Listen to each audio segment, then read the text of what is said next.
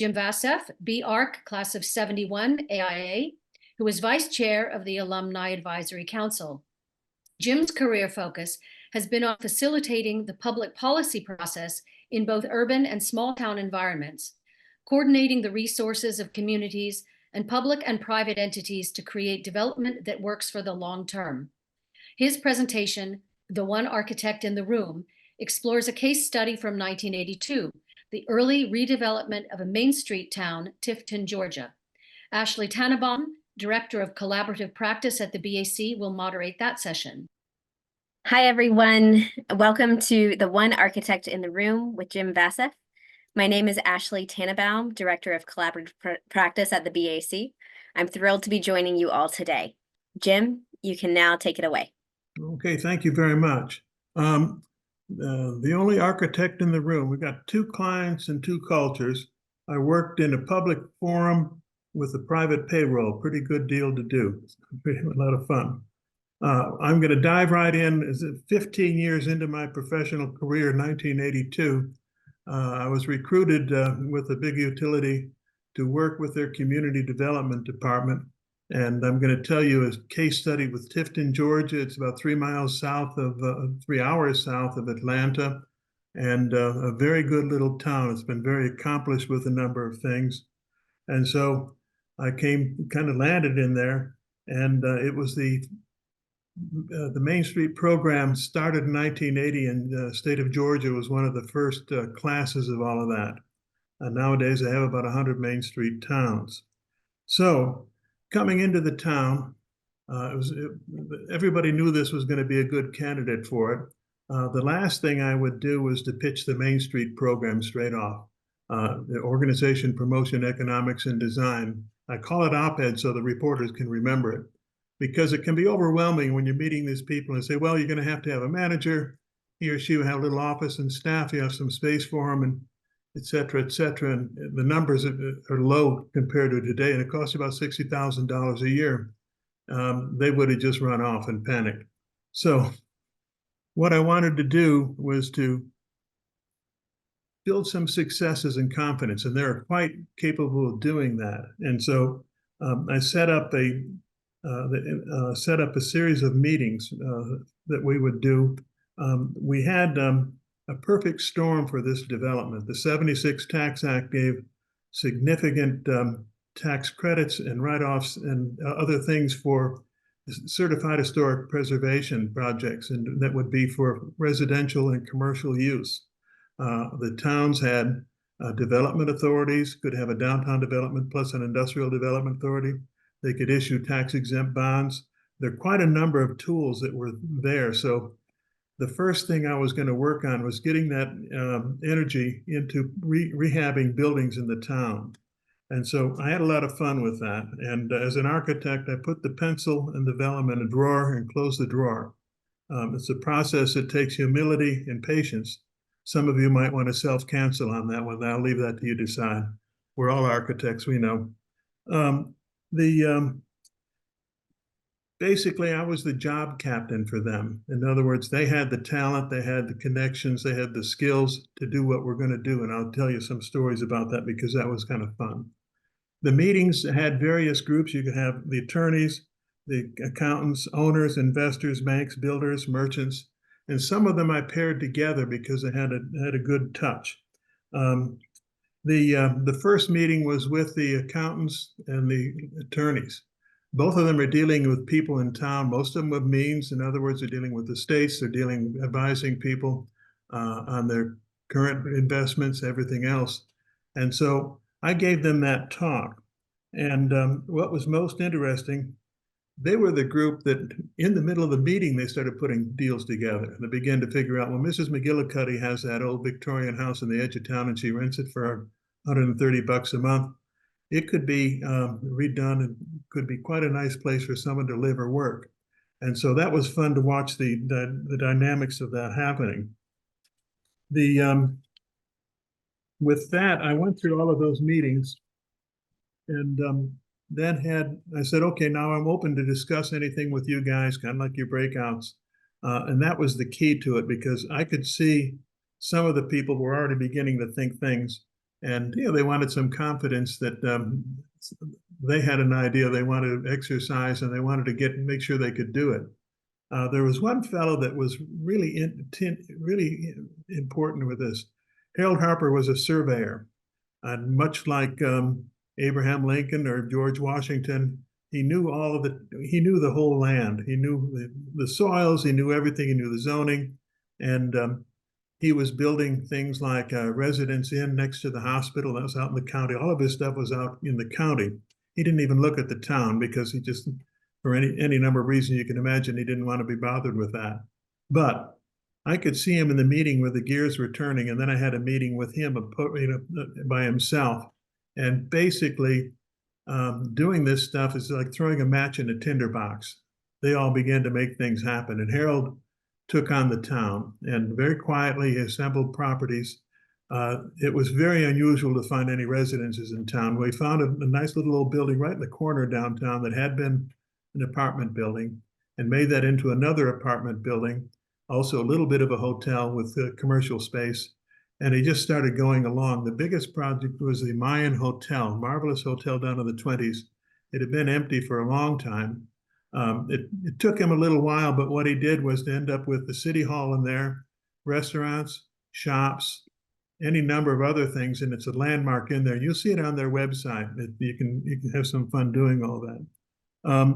The CPA was a fun one. He had one of those buildings, downtown, you have the nice street going off with a bunch of nice houses. They end up being lawyers' offices and all that stuff. He had one that was a CPA's office. Most interest, he decided he was going to use the Tax Act for his office. It would be the perfect place to do it. And so there's kind of some fun in that, because he started doing that, and his wife was the foreman for the project. And so up in Atlanta, one morning at 7:30 in the morning, my wife says, "There's a woman from Tifton calling you at 7:30 in the morning, and she wants to talk about paint colors." I think my wife understood what this is about, but it was kind of fun. And so basically, my other client was the people who were paying me. And so I just had two pictures to show them about what we're doing that dealt directly with their business. One was a picture of the meter of that building before it was the electric meter, before it was done, and one afterward. Before it was done, it had about 30 or 50 amps of power. It kind of looked like those Booth cartoons with the light and the pull switch on it. He had a commercial meter that took care of all of his needs, air conditioning, equipment, and everything else. And significantly different. They could look at those two meters and know it was going to be good for the company. So a lot of times it wasn't hard to let them know I had some value for them. Now, another thing we did was that they were getting pretty good at this stuff, and they wanted to venture out as a group and start making some things happen. I'll back up. The bankers were another one. We didn't have statewide banking. So the banks were kind of a very passive thing. If they wanted to do a loan of over $25,000, they had to talk to Atlanta. So meeting with them, they wanted to meet individually because they were competitive. And they had the 3-6-3 rules that I always saw. You borrow money at 3, you lend it at 6, and 3 o'clock is tea time. So it was a cushy little business. If one guy put a bank on the corner, the other 3 corners had other banks. And so that was fun to deal with. I learned a lot working with them too as well. So that was kind of fun. Now, I grew up in a small town. I'll back up, Railroad Street. That was the Railroad Street was next to the track, old warehouses and all leaky roofs. I always had to deal sometimes with people want to have a comic book business and a leaky roof. And I said, no, that won't work. And so this particular one, I knew it was going to be one of those things that's going to happen a little later when more things are happening. However, I used it as an experience for them to go through. How do you do a pro forma? Some of them do it, some of them do it, some of them knew it, some of them didn't know it. And I always would use those who were in the business. I'd ask them to explain what was going on. And so we had builders walk through there and give them a square foot estimate for finishing it out, getting the roof fixed, getting the wall finishes up, get everything that somebody could move in and work with it in each one of them. And I had developed a pro forma written in BASIC. And this was back in the early 80s. I had to call up with an audio modem, all the squeaking and beeping to the mainframe, and we would spit these out, and it kind of looked my cat hitting on the toilet paper roll. We filled the room with information. great dialogue between all of them. They all saw what it was going to cost to do these things, and then they came up with the nut at the end to crunch the rent. And they said, okay, well, we know how this is going to work, but we can't do it yet. So I didn't discourage them. Again, you need to get them to build up some confidence in different things. And I always had, I'm a teacher by notion. And so that was it. Now, I'm going to talk about the intangibles. This is the most important part of it. And I found them not only in small towns, even working in Atlanta, there are groups like a small town that you work with.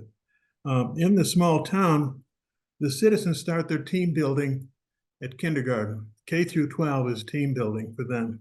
And it's not just the schools, it's all the other activities they do, whether it's scouting, Future Farmers of America, any number of different things. In high school, you can be in the newspaper plays, all those other things. They spend all of their time doing a lot of things together and making things happen. And that's pretty powerful. The fun thing is that we went to my father and I went to Detmarine's Tavern when we moved there. 1818 is Detmarine's. The Detmarine's kids I went to school with, and they ended up running the thing. And there was a red telephone behind the bar. My father asked the bartender, what's that for? And he said, all fire calls come here after 9 o'clock. So you're going to have a bunch of drunks coming if your house gets burned down then. But things like the VFDs, some people have no idea what it is. About 65% of firefighters are in volunteer fire departments. Metro DC has 190 volunteer fire departments. So you're going to have two people working a hose. One guy's a plumber, one guy's a carpenter, one guy's a lawyer. Again, they're the band of brothers and sisters that are there. It's an intangible that's very powerful. So I have a friend in North Carolina. He's passed on, Bob Stipe. After the war, he was a student at NC State, and Lewis Mumford came down there for about a year. Mumford is, he's taught us all what urban is. If there are younger participants or people not familiar with that, your summer reading is to get some Mumford books and read them. He wrote for the New Yorker. But he was a visionary. He told Bob's that in 1948 that there's going to be a golden crescent of development from Raleigh west, and that's the federal highways going out, later turned to interstates.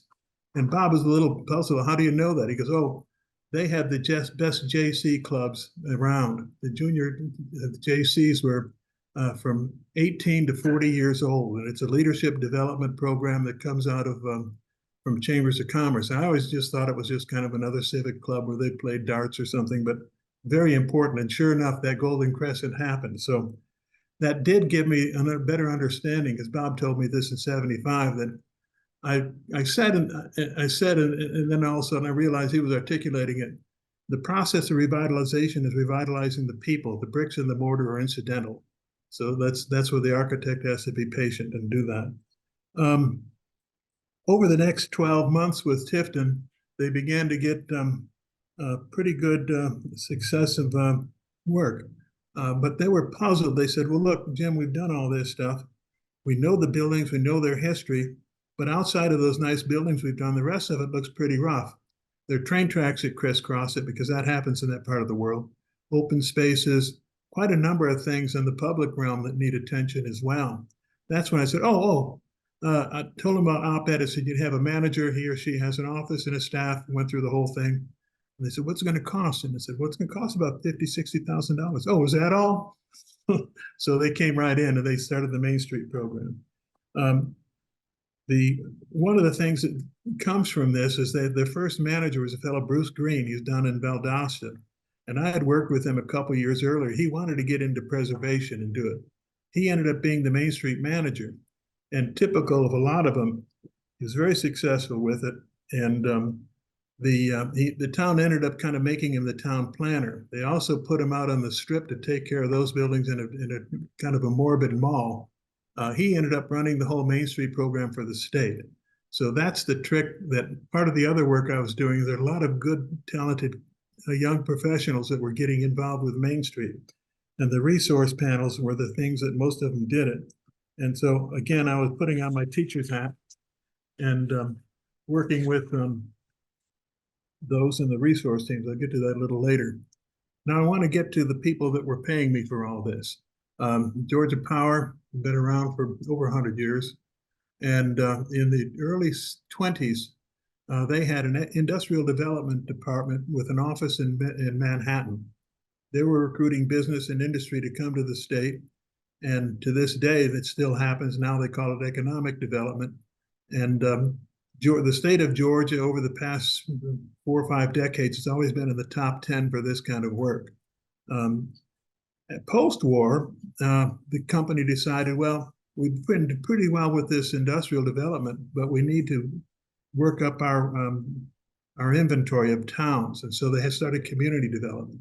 And that's epitomized by just a simple image. The Carter Presidential Library has a newspaper page on a frame, and it says local businessman James Carter talking with the representative of Georgia Power is putting up street signs in the plains. All the streets and plains were sand. And so that was the beginning of development that you couldn't get lost if you actually knew what the streets were. You might have seen Driving Miss Daisy where they got lost. And so basically, with the company, I told our other staff, I said, we're in the general office, and that's about 3,000 or 4,000 people. Out in the field are the local offices, the local managers, and the last thing I want to see anybody do is say, oh, I'm from the general office and I've come to help you. Sounds like I'm from the government and come to help you. We had to make that bond with the local manager if it's going to work in the town. And so I said, we'll only work in a town that we get an invitation from the local manager. The local manager is someone who worked their way up from a ground crew. At that time, most of them were men. Now it's men and women. And they ran the local office. They collected money. They took care of the customers. And then also their job was civic involvement that had both a civic nature to it and a business nature. In other words, the water authority, the development authority, even social clubs, any of those things that would just get them to meld into the town. And most of them grew up there. It wasn't hard for them to do that. And what I did was when we had one of these meetings any kind of meeting going on, that local manager was sitting there like the mayor would come in and sit in. I would do an after action report and I would explain who did what and everything else. I made sure to describe what the local manager was there and what he or she was doing, because they were going to have some assignments. And I did my best to compliment them, and it wasn't hard to do. But the key to that was when I wrote that memo, supposedly to my manager, I gave him a copy and I copied his boss and the next boss up.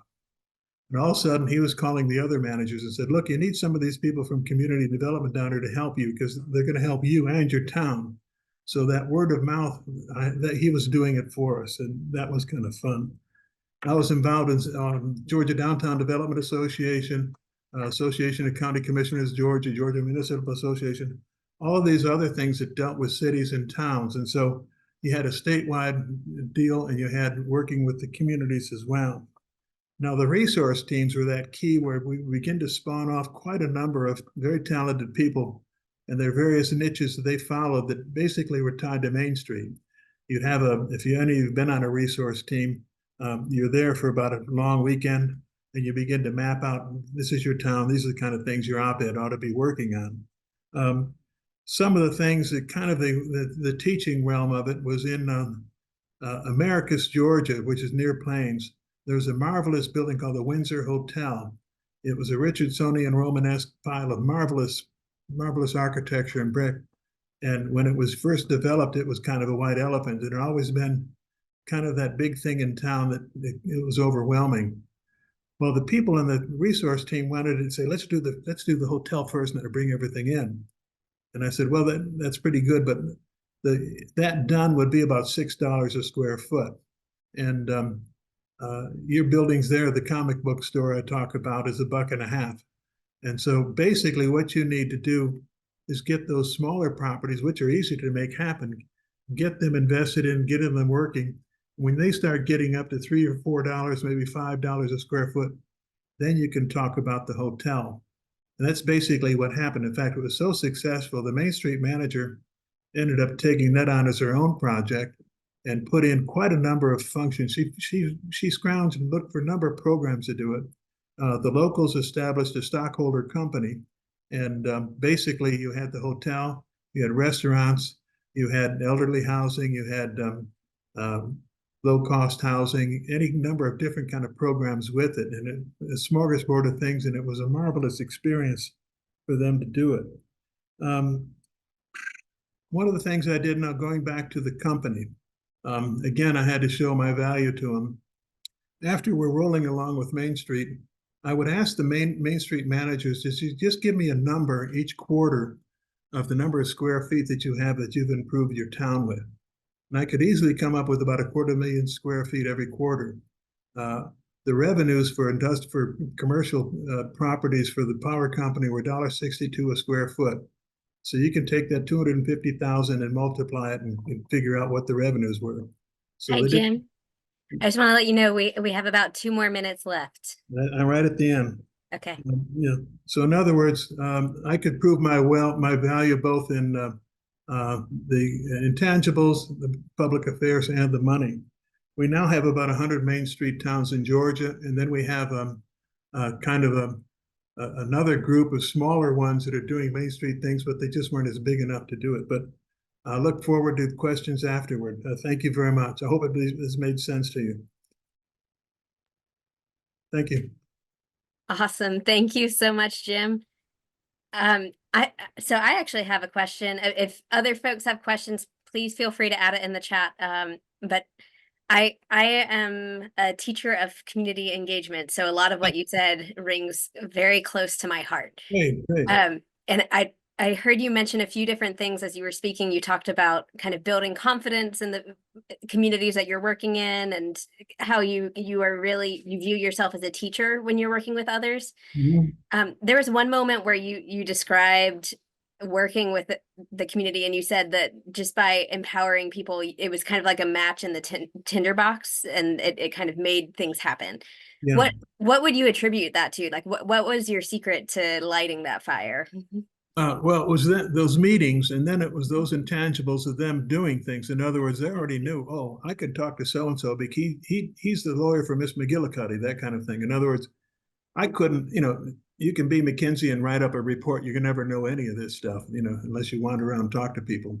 So I just knew intuitively that if I just put the spark in there, they would begin to make deals, and it would surprise me. I mean, and this is the first time I did this thing. I didn't know if it was going to work or not. And like I say, I figured I threw a match in there.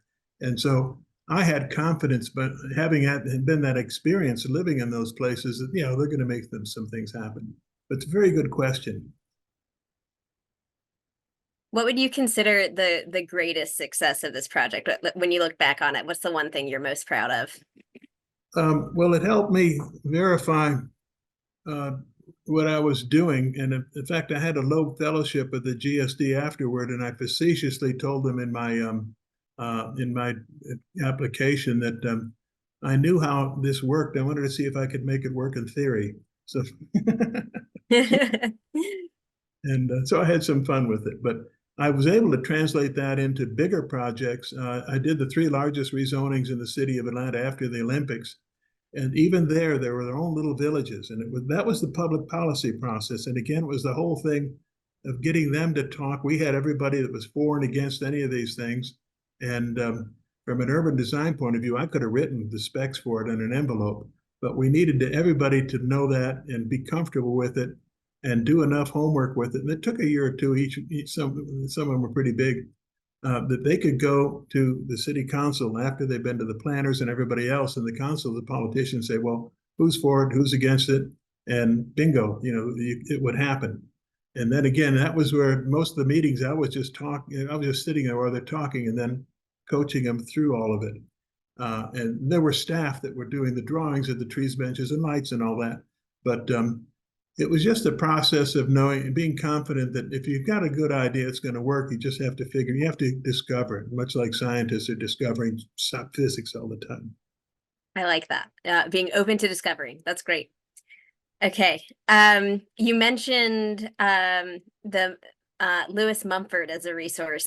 One of the questions I had was for folks that are wanting to get involved in this kind of engagement, is there a particular book or a particular website or something that you would recommend? He's got some classics. If you just look for them, you'll see that. And then the titles of them could intrigue you because it was basically that whole thing of it really is the people that you're revitalizing it.